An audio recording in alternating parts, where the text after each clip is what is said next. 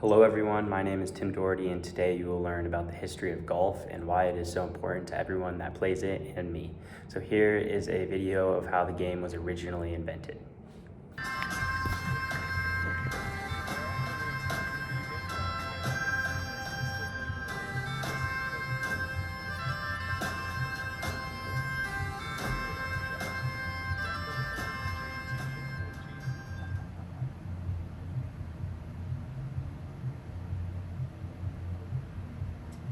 In the realm of sports, few games carry as rich and fascinating a history as golf. Let's venture back, way back, to the misty moors of Scotland in the 15th century, where the roots of golf firmly planted themselves. This was a time when the Scottish landscape was more associated with battles and legends than leisurely games. But amidst the tumultuous life of the Middle Ages, a new distraction began to emerge. A game of stick and ball that was so captivating it even caught the attention of royalty, but not in the way you might think. This new pastime was not initially welcomed by all, especially not by King James II. The king, in an attempt to maintain the military readiness of his subjects, issued a ban on golf in 1457. He feared it was diverting focus from archery practice, a skill far more valuable in warfare than a well-executed swing. Despite the royal decree, the game continued surreptitiously across the Scottish Highlands. Who could resist the appeal of striking a small ball with a stick, trying to reach a designated target in as few strokes as possible? The simplicity of the game, combined with its strategic depth, was irresistible.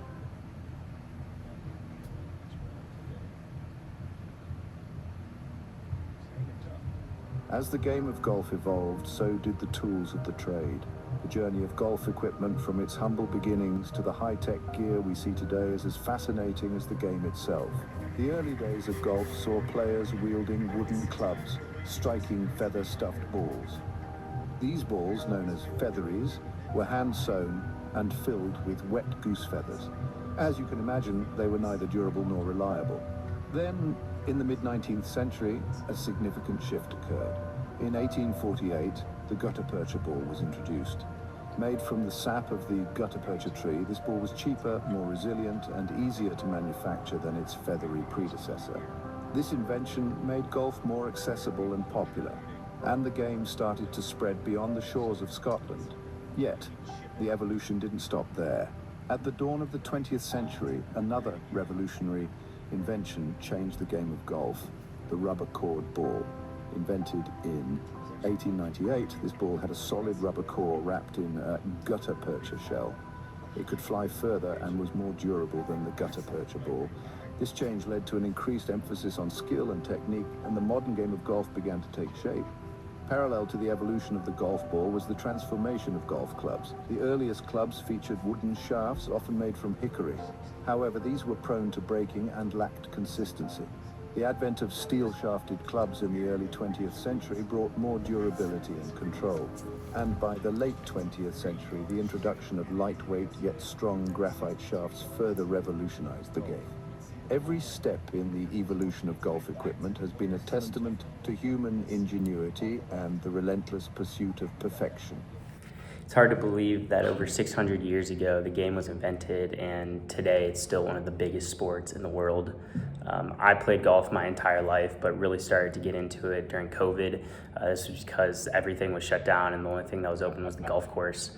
So I went there every day instead of just staying home. I would go there when everything else was shut down and just play and practice for hours. And that's why it became really special to me. And during this time, I also dove into the history a lot and just see where'd this sport come from? Why is it so important to other people?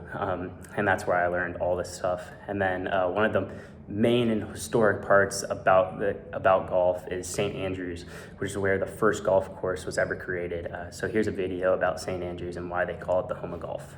Old course at St. Andrews. Often considered the home of golf, it's a place that challenges amateurs and professionals alike, and beckons thousands of golf tourists each year to make the pilgrimage. This is a place steeped in history, harkening back all the way to the 1400s. The game of golf had grown in popularity during the early 15th century, but in 1457, James II of Scotland banned the game. concerned that young men were too busy playing golf to concentrate on their archery studies.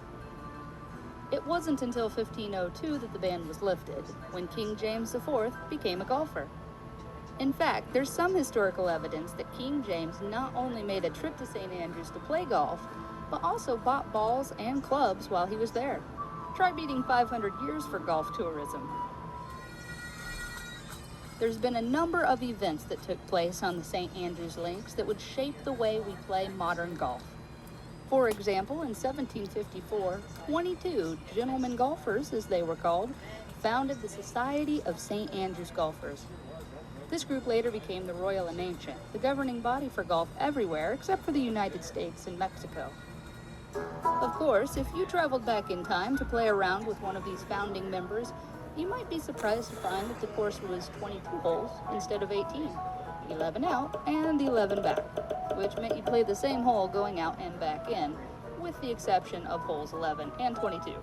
Eventually, the St. Andrews golfers agreed that the first 4 holes, and thus the last 4 holes, were too short, so they combined them to create the 18 holes that are still played today. Things continued peacefully in St. Andrews until 1797, when the links went bankrupt. The town council sold the land rights, and after changing hands a few times, it was taken over by rabbit farmers. Rabbits, doing what rabbits do, soon overwhelmed the land and the golfers. The ensuing legal and occasionally physical battle lasted 20 years until a well-off landowner named James Cheap bought the course. James was a golfer himself and was happy to turn the land usage over to the Royal and Ancient Golf Club, saving the links for a future of golfing. The Cheap family legacy can still be found around the course. In fact, the survey commissioned by James of the course's boundaries in each hole has become the oldest known plan in existence.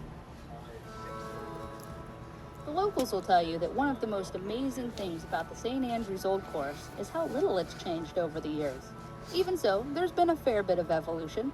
The most notable design changes were made by Daw Anderson and Old Tom Morris, the designer for the famous 1st and 18th holes.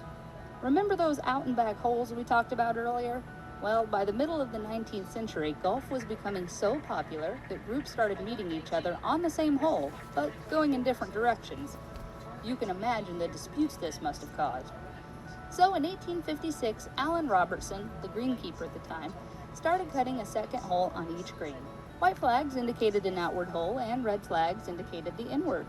Then in 1870, Old Tom Morris created the new first green, so that the 17th no longer doubled as the first. Thank you for watching this video, and I hope it helps you understand why the game of golf is so important to so many people around the world and just the history of the game.